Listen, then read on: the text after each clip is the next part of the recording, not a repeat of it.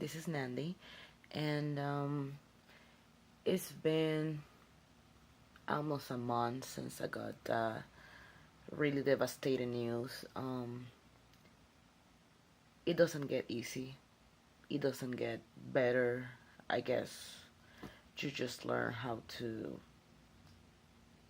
not think on it like 24/7, and you decrease crying because I am not gonna lie, like I was crying every day for a couple of weeks. Like I'm still emotional. I'm still like um, a little depressed, I will say.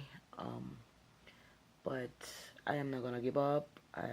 Like I said in my last video, I just gonna take a break, minimum of a year, and I'm still looking for a better job. I left. Well, I'm in the process of leaving my old company that I've been there working for 6 years, and I'm gonna be full time in the company that I've been a year and a half, and I'm just, you know, looking for progress. I have an interview on the phone in a couple of days, and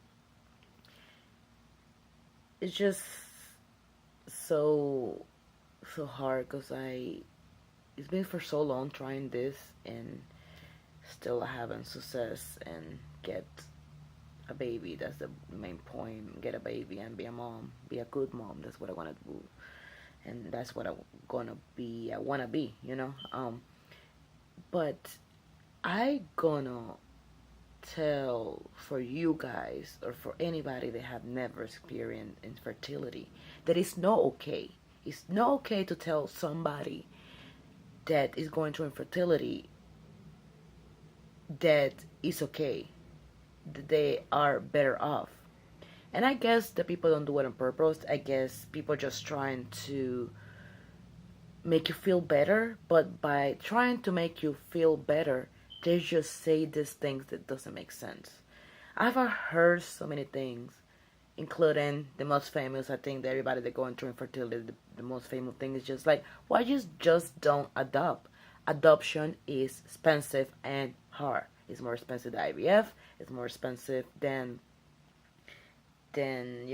doing all this process, and you have to wait for so long, and it's not even guaranteed. But I will talk about adoption another time, because the thing is, the adoption is not easy. And in the end, I would like to have a kid from my own if I can, and if adoption would be easier, of course I will do it. There's a lot of kids around the world. They need love. They need compression. I don't know how to say that. They need support, and they need somebody that really want to be their parents and be their uh, a guy, and be there for them, for everything, and give them values and love and care for them. But it's not that easy. Acceptable. If someone's going through infertility, don't tell them, oh, it's so hard having kids. It's a gamble, because at the end of the day, you never know. And once you get to that point, even if you have a bad kid, or you have a kid that is not what you're waiting or expecting, being a parent have more rewards than that. Of course, people that get for granted things they don't appreciate, and you're gonna have headaches, and you're gonna cry, and they're gonna get sick, and all the things. Like, I'm aware of that. I know the kids are not a toy. I know it's not easy. I'm gonna be 32 years old, and I'm old enough, and I have lived life enough to know what I want, and know that it's not a game, and know that it's not gonna be the same, that I'm not gonna have the same freedom, that they're expensive. I know that. Do you think the other people that's going through infertility don't know that? They do. So another thing is like, why people have to put the worst picture. Oh, maybe God doesn't want to give you a kid because they don't. God doesn't want you to have a kid with Down syndrome, or a kid that have defects or something. Why have to be like that? Why? And Lord, forgive me, because in this point I'm like, whatever. It's not that I don't believe in God. It's just that I don't think that it's have nothing to deal with God. It's just, maybe it's not my time. Maybe there is something further down. Maybe It will motivate me to keep moving because now it's just like, okay, I'm done with this company that I was there just because my insurance. Now it's time to move forward, look for a better job, and trying to buy a house and enjoy my life because the last couple of years it's just been all about the baby and all the money. Like, you guys have no idea all the things like you might do. Like, sometimes I don't even have fun because, and if I do, mostly my partner's the one paying for that because I'm like, no, all my money, all my effort, my focus is being for this. So it's time to get a little break. However, um, it's not that I'm gonna give up. I'm just gonna keep doing and trying. But let me get back to the topic. The thing is that people that have their kids is like, oh, but God don't want you to suffer because going through infertility is not suffering enough. You don't know how painful it is. You don't know how devastating, how depressing, and hard. At this point, have to look the bigger picture and be positive. At least I have 7 embryos frozen. Some women have to go through IVF 1, 2, 3 times. And it's not just about the money. It's about what your body go through it. My last period was really painful. My body's out of sync because you get so many medications, so many things that if it doesn't work, like my skin is oily, I get headaches every day, I get cramping, I feel like something is wrong with me.